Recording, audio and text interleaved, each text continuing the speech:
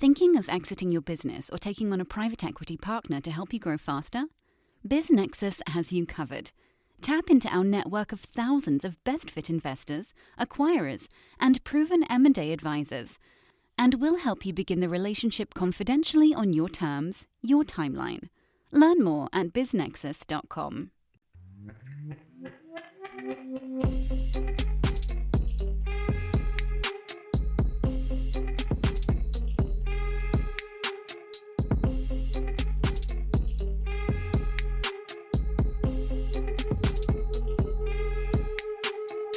Disclaimer from the always present legal team. Podcast conversations don't necessarily reflect the views of BizNexus Incorporated. Everything you hear is informational news and updates from around the industry. We're not recommending any investments. We're not offering any investment advice. Be sure to do your own homework.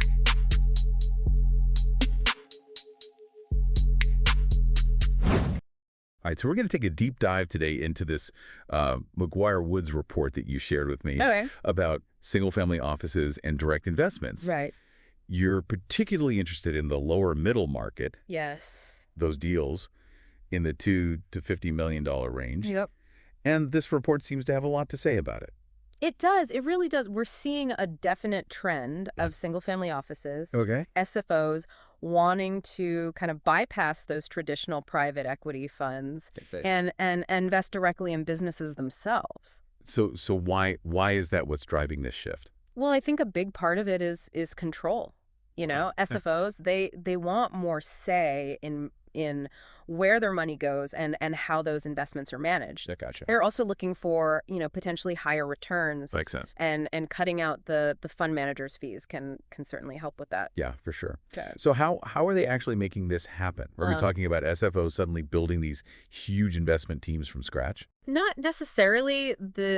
The report highlights a few clever strategies. Okay. And one that really stands out is partnering with independent sponsors. Okay, so for those of us who might not be familiar with the term, could you explain what an independent sponsor is and how they fit into this picture? Yeah, so an independent sponsor is essentially a seasoned deal maker. Okay.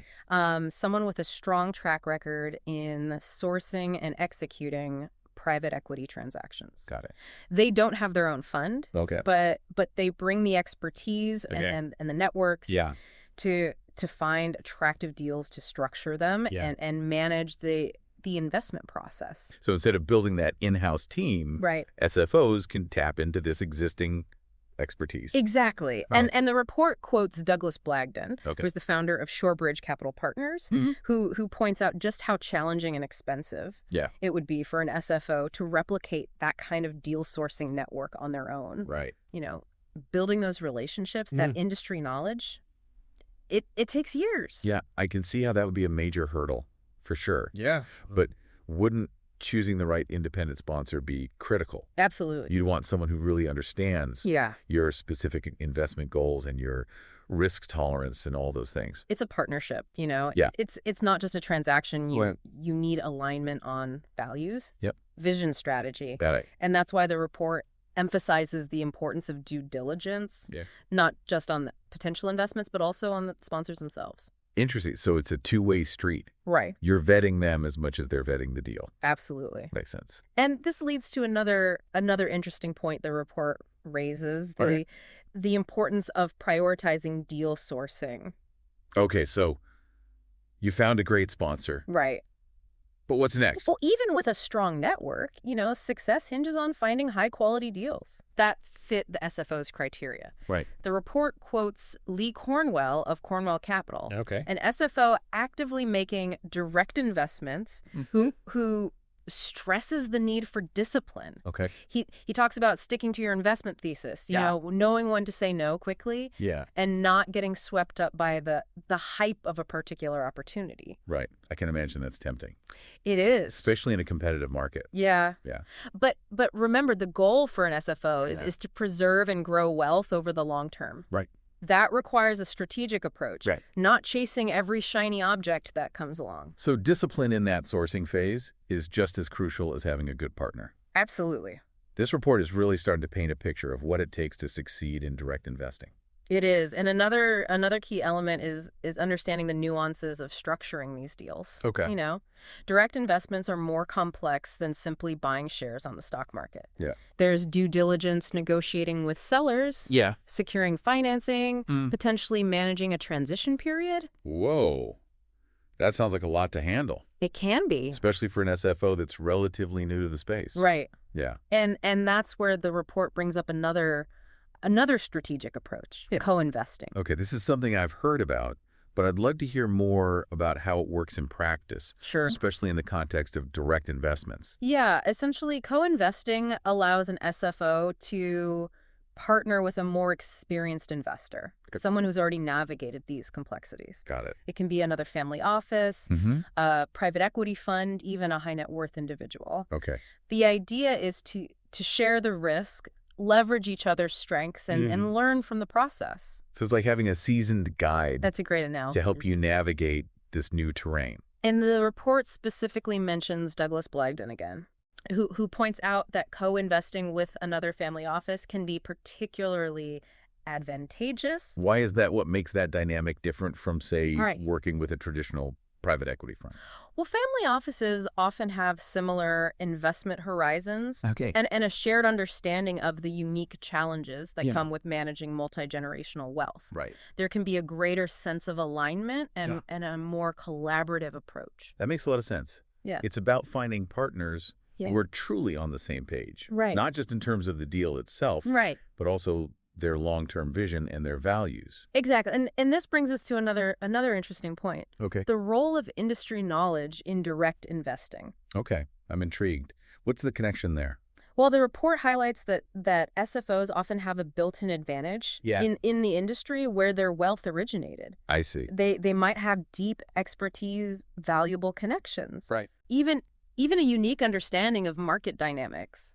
It's like that saying, invest in what you know, but take it to another level. Precisely. And Brad Batten, partner at Zwick Partners, an SFO that's been very successful with direct investments, reinforces this point. Okay. He encourages SFOs to leverage their existing knowledge and relationships to gain a competitive edge. So if you made your fortune in, say, manufacturing, you might look for direct investment opportunities in that sector. Exactly. Where your insights could really add value. Right. But what if an SFO wants to venture outside their comfort zone? That's a good question. Yeah. What if they see an opportunity in a completely different industry? Right. Would they need to build that expertise from scratch? Yeah. Not necessarily. The report suggests that in those cases, partnering with another family office that does have that specific industry expertise can be a winning strategy. So it's about building a network of trusted partners, each bringing their own unique strengths to the table. Exactly. And that network extends beyond just other investors. Okay.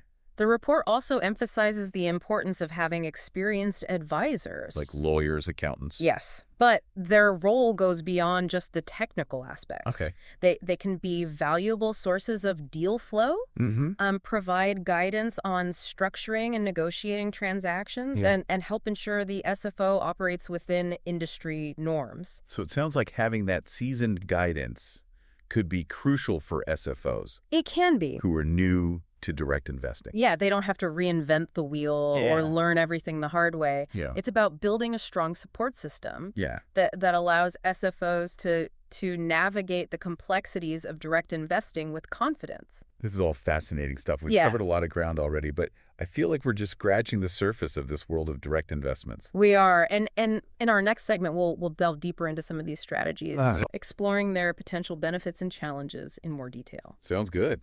Yeah. I'm eager to hear more.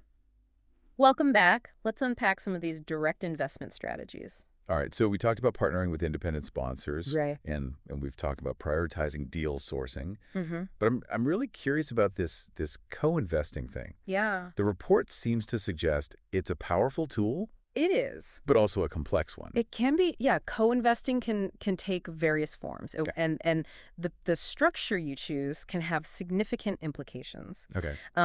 For instance, you could have a side-by-side arrangement where each party invests independently but alongside each other. Okay. Or you might have a lead investor who takes the reins on due diligence and deal structuring with others following their lead. So there's a spectrum of involvement. There is. That makes sense. But why would an SFO choose to co-invest instead of going solo on a direct investment? Well, there are several advantages. First, it allows you to spread risk. Okay. Instead of putting all your eggs in one basket, right. You're diversifying your portfolio by investing in multiple companies alongside your partners. That's a classic investment principle. It is. But I imagine it's especially relevant in the world of direct investments, right, where the stakes can be higher. Absolutely. And beyond risk mitigation, co-investing can also give you access to deals you might not have found on your own. Okay. Your partners might have different networks, different areas of expertise, different ways of sourcing opportunities. So it's like expanding your reach and your deal flow exponentially. Exactly. What about the learning aspect? We talked earlier about how direct investing can be a steep learning curve for SFOs who are new to this game. Right. That's another key benefit. Okay. Co-investing allows you to learn from more experienced partners. Yeah. Observe their processes, see how they approach due diligence negotiations, post-investment management. It's like a masterclass in direct investing. Wow. But with real-world stakes. That's a valuable perspective. You're not just reading a textbook. Right. You're in the trenches with seasoned players. Exactly. And this is where the report's emphasis on partnering with other family offices becomes really interesting. We touched on this briefly before, but I'd love to hear more about why that dynamic is so unique. Well, imagine you're an SFO that made its wealth in, say, the real estate industry. Okay. You're looking to diversify your portfolio and see an intriguing opportunity in the tech sector. Okay. Now, you could partner with a traditional PE fund that specializes in tech. Right. But there might be a cultural disconnect. Yeah. Their investment horizons might be shorter. Their risk appetite might be different. Their decision-making processes might not align with your family's values. I see. So it's not just about finding someone with the right industry knowledge. Right. It's about finding someone who speaks your language, so to speak. Exactly. And that's where co-investing with another family office can be so powerful. Yeah. They understand the nuances of multi-generational wealth management, the importance of long-term thinking, the unique dynamics of family decision-making. Yeah. There's a shared understanding that goes beyond just the financials. But it's joining forces with someone who gets where you're coming from, both literally and figuratively. Exactly. The report doesn't get into specific numbers, but I imagine there are some compelling examples of this kind of family office collaboration in the lower middle market. There are. In fact, I recently came across a case study involving two family offices, one with a background in consumer goods, the other in healthcare. They teamed up to co-invest in a medical device company that was developing a revolutionary new product. So they each brought their own expertise to the table. Exactly. The consumer goods family office had deep experience in branding, marketing, and distribution, which was crucial for getting this new device into the hands of consumers. Got it. The healthcare family office, on the other hand, yeah, had the knowledge and networks to navigate the complex regulatory landscape of the medical device industry. So it was a true synergy. It was. Each party leveraging their strengths to maximize the chances of success. Exactly. What were the results? Did this co-investment strategy pay off? It did. The medical device company went on to secure FDA approval. Wow. Launched its product to great acclaim. That's great. And was eventually acquired by a larger healthcare conglomerate. Wow. Both family offices saw significant returns on their investment. That's awesome. Far exceeding what they might have achieved individually. Wow, that's a great example of how co-investing, especially when done strategically, it is, with the right partners, yeah, can be a game changer for SFOs looking to make their mark in the lower middle market. It is, but it's important to remember that co-investing isn't a magic bullet. Of course. What are some of the potential downsides? Well, one potential pitfall is misaligned expectations. Okay. If the co-investors haven't clearly defined their roles and responsibilities, if they have different investment timelines or different risk tolerances, conflicts can arise. That makes sense. Okay. It's like any partnership. Right. You need to be on the same page from the start. Exactly. And another challenge is finding the right partners in the first place. Okay. Building those trust-based relationships takes time and effort. Right. It's not something you can just rush into. So it's back to the importance of networking. Right. Building those connections within the family office community. Exactly. And that leads to another crucial aspect of direct investing. Okay. That the report highlights the role of advisors. Right. We talked about lawyers, accountants, and so on. But why are they so essential in this world of co-investing and direct deals?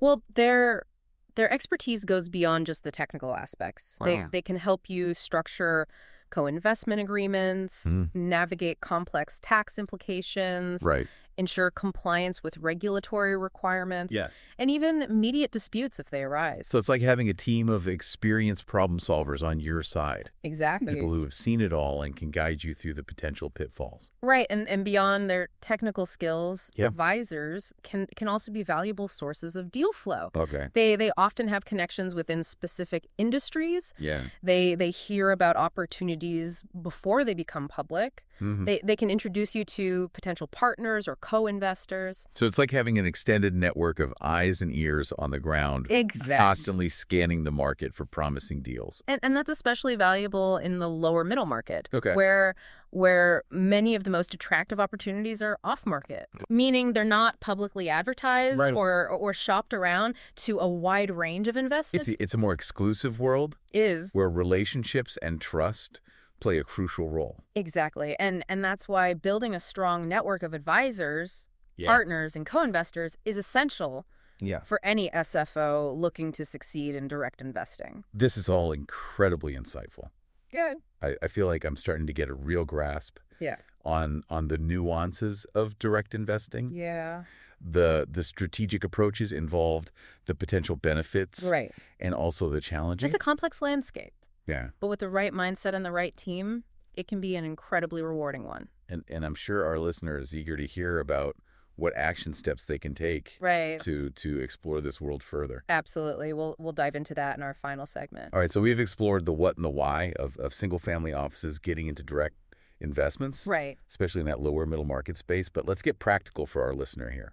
Okay. If they're intrigued by all of this, what are some concrete steps they can take? Well, I'd say the first step, even before you start looking at deals or sponsors, is self-reflection. You know, what are your true investment goals? Yeah. What level of risk are you comfortable with? And crucially, what are your strengths? Do you have deep knowledge in a particular industry? That's a huge advantage. So it's not just about chasing returns. Right. It's about aligning your investments with who you are. Exactly. Both as an investor and potentially as a family. As a family, exactly. Okay. So once you've got that internal compass set, then you can start thinking about partners. Yeah. And as we've discussed, independent sponsors can be a fantastic way to access deals. Right. Okay. So let's say our listener has done their homework. They know their goals. And they're ready to explore working with a sponsor. Where do they even begin? Is there a sponsor directory out there? Not exactly, but there are resources. Industry publications often feature profiles of sponsors, highlighting their areas of expertise and track records. Got it. Online forums and networking events specifically for family offices can also be valuable for making connections. And I'd imagine referrals are gold in this world, right? They are. Getting recommendations from other trusted SFOs. Absolutely. Who have already worked with sponsors. Word of mouth is invaluable. Okay. And when you're vetting potential sponsors, don't just focus on their deal sheet. Dig deeper. Yeah. What's their investment philosophy? Okay. How do they approach due diligence? What's their track record? Not just in terms of returns, but also in terms of communication and transparency with their investors. So it's a lot like choosing any business partner. It is. Looking beyond the surface to make sure there's a good cultural fit. Precisely. And this brings us to the second action step. Okay. Start building your network. Okay. Attend industry conferences, join family office associations, reach out to other SFOs, even those outside your immediate geographic area. Because as we've discussed, co-investing with other family offices can be incredibly powerful. It can, and those relationships don't form overnight. Yeah. It takes time to build trust and mutual understanding. Yeah. So start planting those seeds now. Okay. Engage in conversations, share your insights, learn from others' experiences. And don't be afraid to ask questions. Absolutely. Especially if you're new to this world. Most experienced investors are happy to share their knowledge and insights. Okay. It's a collaborative community. Awesome. And finally, the third action step, right, which is relevant throughout this journey, assemble your team of advisors. Yes. Okay, so we're talking lawyers, accountants, tax specialists, the whole shebang. Yes, but think beyond just the technical roles. Look for advisors who understand the unique dynamics of family offices. Right. Who can provide strategic guidance. Yeah. Who can be sounding boards for your ideas. Okay. And don't underestimate the value of mentors. Yeah. So someone who's been through this direct investment journey before, right, and can share their wisdom. Exactly. Yeah. Someone who can help you avoid common pitfalls. Yeah. Someone you can call when you're facing a tough decision. Someone who can champion your success. That's a great point. It's easy to get caught up in the numbers and the deals. It is. But having that human connection, that experienced guide, can make all the difference. It can. And remember, direct investing is a marathon, not a sprint. Right. It takes time, patience, and a willingness to learn and adapt. Yeah. But the rewards, both financial and personal, can be significant. This has been such an insightful deep dive. You have. I feel like I've gained a whole new understanding of this world of direct investments. And how single-family offices can really thrive in it. It's an exciting space to be in. Yeah. And the opportunities for SFOs are growing all the time. So to wrap things up for our listener today, remember those 3 action steps. Yeah. Define your investment goals and know your strengths. Right. Start building your network, especially within the family office community. Yep. And assemble a team of trusted advisors and mentors to guide you along the way. Couldn't have said it better myself. And if you found this deep dive helpful, be sure to check back for future episodes. Yes. Where we'll explore other fascinating topics in the world of finance and investing. Until next time. Acquiring a business? BizNexus simplifies it. Access thousands of updated opportunities in our DIY marketplace or supercharge team sourcing with OmniSource, your all-in-one platform for on-market, off-market, and coming-soon deals. Scale smarter today. Learn more or book a demo at www.biznexus.com.